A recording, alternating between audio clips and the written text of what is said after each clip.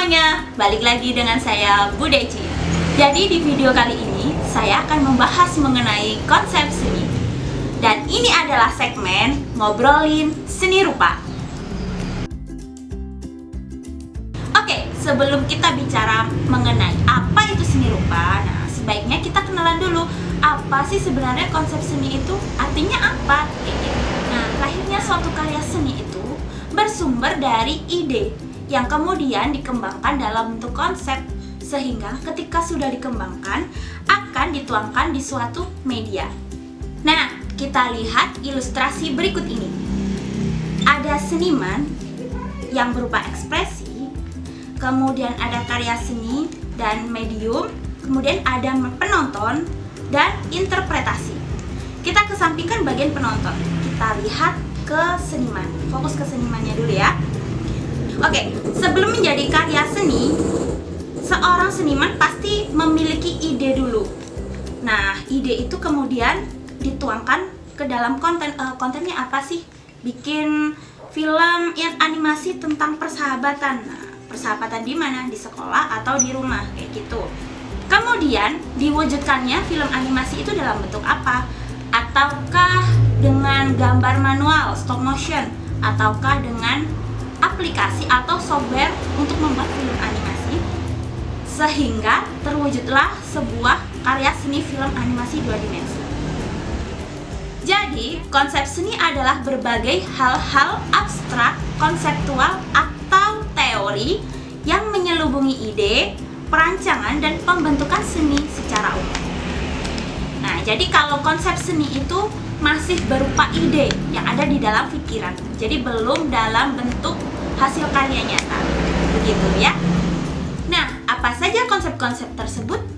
Salah satunya adalah pengertian seni sendiri, sifat dasar seni, unsur pembentuk seni, fungsi, prinsip, hingga ke bentuk konkret karya seni itu sendiri. Seni tercipta berdasarkan bentuk konkret atau wujud nyatanya, dan berbagai hal-hal pembentuk lainnya pula, seperti sifat, fungsi, bentuk, struktur, dan bahkan pengertian seninya sendiri. Ya, bahkan pengertian seni akan sangat berpengaruh pada karya seni yang diciptakan. Misalnya, di masa lalu, karya seni kontemporer tidak akan diakui sebagai seni oleh masyarakat. Kenapa? Karena pengertian seni pada masa lampau cenderung lebih diidentikan dengan peniruan alam hingga ke media dokumentasi. Sekarang tugas tersebut hampir digantikan oleh fotografi. Nah, sekarang kita akan bahas mengenai pengertian seni menurut para ahli. Yang pertama, pengertian seni ini menurut salah satu seniman asli Indonesia, Pak Sudarso. Menurut Pak Sudarso, seni adalah karya manusia yang mengomunikasikan pengalaman batin, lalu disajikan dalam bentuk indah dan menarik, hingga merangsang timbulnya pengalaman batin pula pada orang lain yang menikmatinya.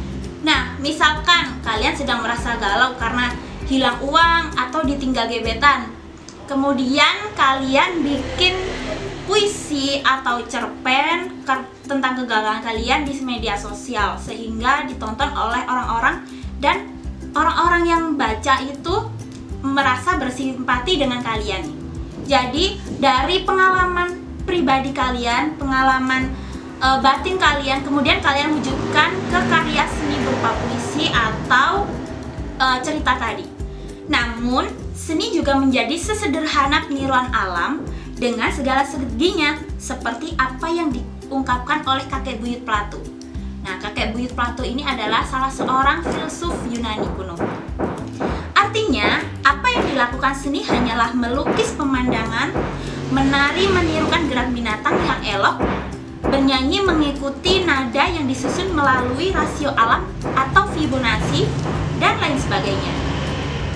Bisa juga menggunakan pengembangan pengertian seni Plato oleh Aristoteles. Aristoteles ini salah satu muridnya dari kakek buyut Plato tadi. Menurut Aristoteles, yang berpendapat bahwa seni adalah tiruan dunia alamiah dan dunia manusia atau sosial. Aristoteles juga berpendapat bahwa seni itu harus mempunyai keunggulan falsafah atau pemikiran yang dalam. Next, lanjut ke definisi seni. Apa bedanya pengertian dan definisi? Kalau pengertian adalah pemahaman umum terhadap arti seni. Setiap ahli, setiap individu memiliki pengertiannya masing-masing dalam menginterpretasikan apa itu seni. Sementara definisi seni adalah pengertian mengerucut dan ditetapkan sebagai apa yang dipegang oleh seorang seniman, individu, hingga ke institusi tertentu.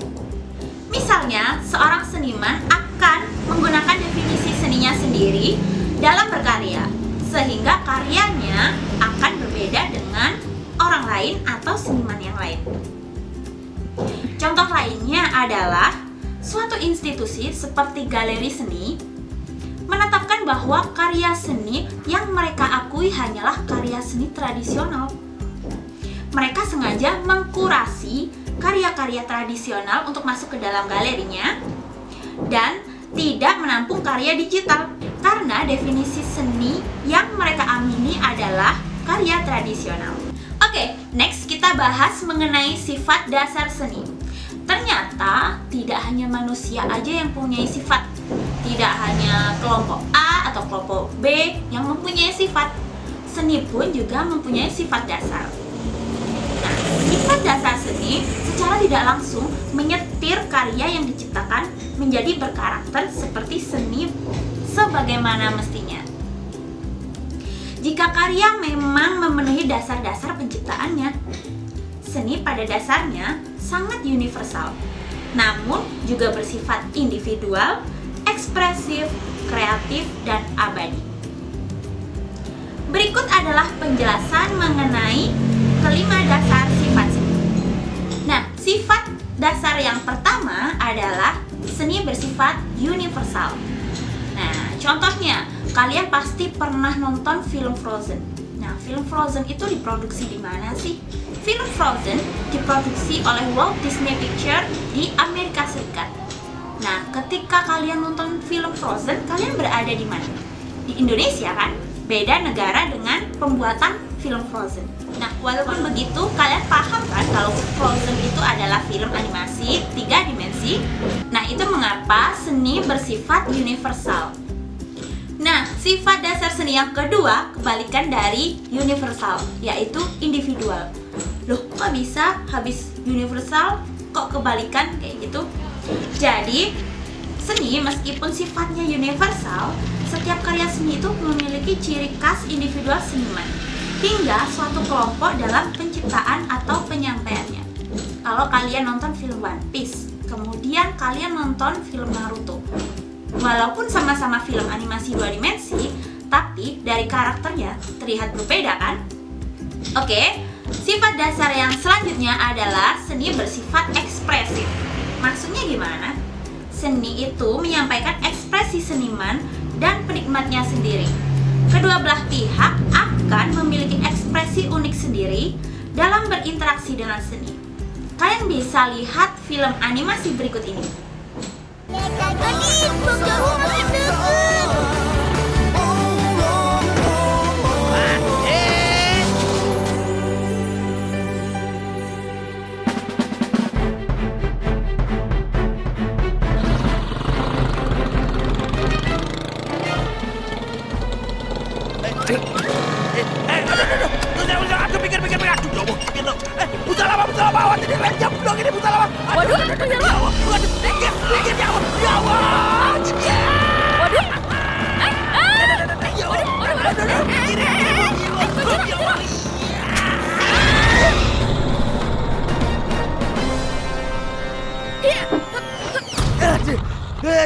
Ya Allah, ya Allah, aduh ya Allah, alhamdulillah, alhamdulillah ya Allah, aduh, Yesus. Bang Jarwo, Aduh, maaf Bu Salama, ini namanya, kecelakaan cikit, aduh, jangan mainin gitu toh, saya udah, kakinya sakit, aduh ya Allah, aduh, aduh. Dit, sarapan dulu nih. Bunda udah siapin energen. Makasih Bunda. Sarapan tidak cukup asal kenyang, Dit, tapi perlu bernutrisi. Dan energen dapat menyempurnakan kebutuhan nutrisi kamu. Alhamdulillah. Assalamualaikum. Waalaikumsalam, Eyang.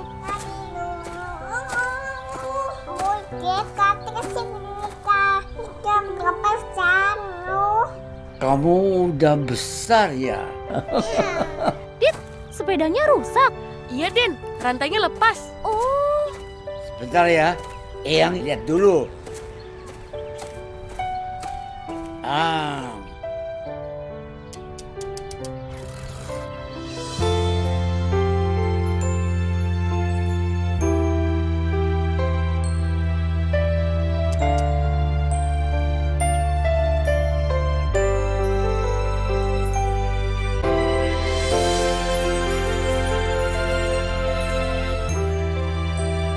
oke, udah begitu ya?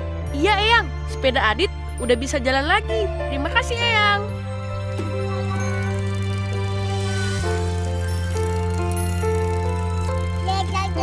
Kamu mau jadi apa nanti? Kalau sudah besar, Adel ingin jadi dokter, Eyang.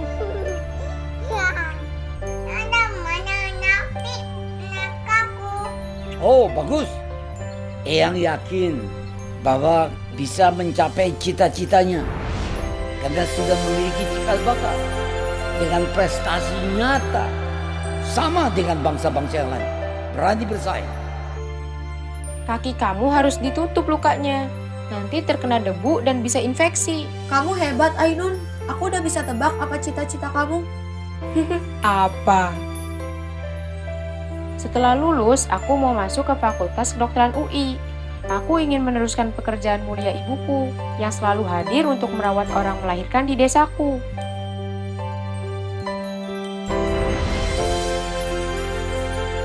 Ainun adalah separuh jiwa saya. yuk Eyang, kita pulang. Ya. Sehat terus ya, Eyang. Terima kasih ya. Nah, kalian tadi sudah tonton film animasi Ade dan Soko Jarwo episode Pak Habibie kan? Dari pesan moral film tadi, sang seniman ingin menyampaikan kalau kita ingin sukses, kita ingin besar seperti Pak Habibie, kita juga harus berusaha keras seperti apa yang dilakukan Pak Habibie. Nah, sifat dasar seni yang selanjutnya adalah seni bersifat kreatif. Seni adalah penciptaan hal-hal baru, rekonstruksi atau saduran orisinal alami dari penciptanya. Nah, kalian pasti semua tahu domba kan?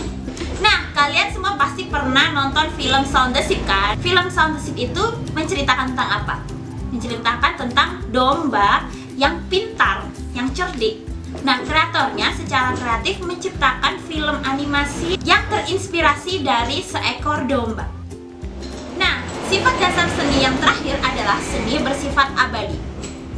Seni akan terus hidup baik seutuh mungkin melalui peninggalan artefak yang berhasil dijaga keutuhannya, maupun melalui cercahan kecil oleh seniman generasi sebelumnya. Nah, itu tadi penjelasan Bu Deci mengenai apa sih konsep seni itu. Terima kasih sudah menonton video ini sampai akhir. Sampai bertemu di video selanjutnya. Bye-bye.